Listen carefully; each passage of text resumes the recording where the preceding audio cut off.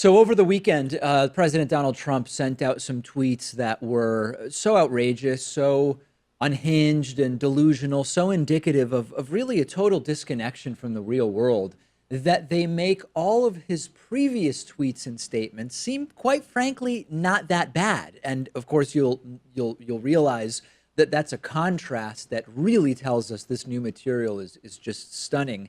And before I show you the tweets, I'll remind you that all of this seems to relate to this new book from Michael Wolff. Michael Wolff put out a book just a few days ago about the Trump administration. It's called Fire and Fury. And the book has made Trump and his administration completely panic to try to get it written off as fake news, as lies, as fiction, even though Michael Wolff continues to say that he stands behind the book 100% in terms of accurately publishing what people he interviewed told him. Of course, those people could have been lying, but Michael Wolff is saying, no, this includes completely accurately the interviews that I had with people in and around the Trump administration. And the book is based around several hundred interviews, including, allegedly, as far as Michael Wolff says, an interview with Trump himself. Trump, though, is denying that that interview ever took place. That's sort of a basic fact, right? Either the interview took place or it didn't. And it's very difficult for me to believe that Michael Wolff would just make up the fact that he had an interview with Donald Trump when he didn't. But needless to say, a lot of the material in the book is based around this idea that Trump is just not with it, that he's not competent, that he's experiencing cognitive decline of the type that we often see with various forms of dementia. This includes not recognizing people he's known for a long time. Lots of other stuff, and we'll talk more about the details in another segment. But this has clearly rattled Donald Trump so much that Saturday morning over the weekend, Donald Trump sent out a couple of tweets basically making the case that he's both genius-level smart and also very, very stable, the most stable president we've ever had. Not something you really want your leader arguing on the internet, right? Let's go through the tweets, starting with the first one where Trump said, now that Russian collusion, after 1 year of intense study, has been proven to be a total hoax. That's not true. Nothing's been proven to be a hoax about Russian collusion on the American public. The Democrats and their lapdogs, the fake news mainstream media, are taking out the old Ronald Reagan playbook and screaming mental stability and intelligence. Going on to say, in the second tweet, actually, throughout my life, my two greatest assets have been mental stability and being, like, really smart.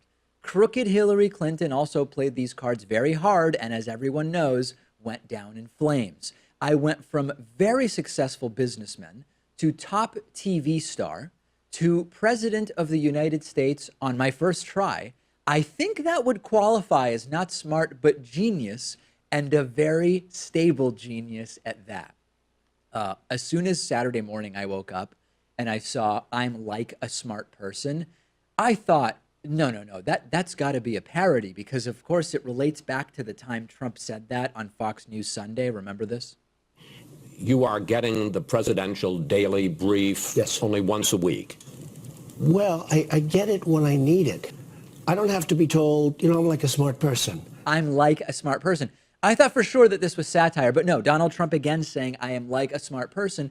And of course, I'm really stable, really trust me, does not exactly communicate stability on the behalf of a president, right? When you are the president and you're sending out tweets trying to convince people that you are both mentally smart and stable, you've kind of already lost, right? And the other odd thing is that in his first tweet, Trump said, this is the old Ronald Reagan playbook. Questioning the mental fitness of Trump is like people who questioned Ronald Reagan's mental fitness.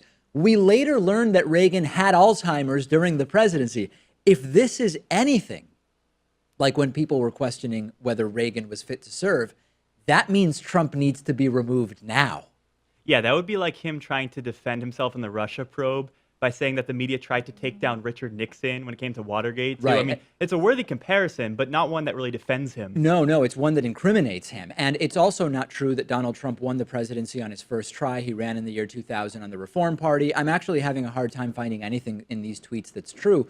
Imagine for a moment what would have happened if President Obama had tweeted about being of sound mind. Guys, really, I'm not demented, I'm smart. it would have been wall to wall, 24/7, immediate calls for resignation and impeachment from the right. And Sarah Huckabee Sanders is now, I don't know if I can call it on the defensive, but she's panicking. And once again, when the president of the United States is defending his mental stability, that's bad. When the focus in interviewing a press secretary becomes the president's own defenses of his mental stability, that's really bad. And she went on Fox and Friends over the weekend and said, what's really mentally unstable is people that don't see the positive impact that this president is having on the country. Tell me more, Sarah. I'd love to hear more about that. How is no one controlling Trump? Right? It's clear now that no one apparently can control the guy because this is completely self-destructive. And Trump may be sort of some combination of delusional and narcissistic in that he might think, hey, if I just start tweeting about how smart and stable I am, I'll convince people, instead of realizing that it actually makes him seem even less credible, because these tweets, along with everything else, are really starting to put pressure on Congress as well as on Donald Trump's cabinet in the context of the 25th Amendment to really put aside political positions, put aside Trump's lack of political experience, put all of that stuff aside. Just based on cognitive ability, it's unclear that this man is fit to be president of the United States. Yeah, and this is the sort of thing that you can kind of just brush under the rug. You don't have to defend yourself really from these allegations, because as president, you can pick and choose your battles. And no matter how you choose to defend yourself against allegations that you're unstable, it's not going to look well. No, anytime you start saying I'm really smart and stable and there's nothing to see here, it only calls more attention to it. The video you just finished watching was made possible by you through the membership program. You can sign up for membership at davidpakman.com/membership. We are viewer-supported independent media. You can use the coupon code IVoted17 for a 40% discount off of your membership.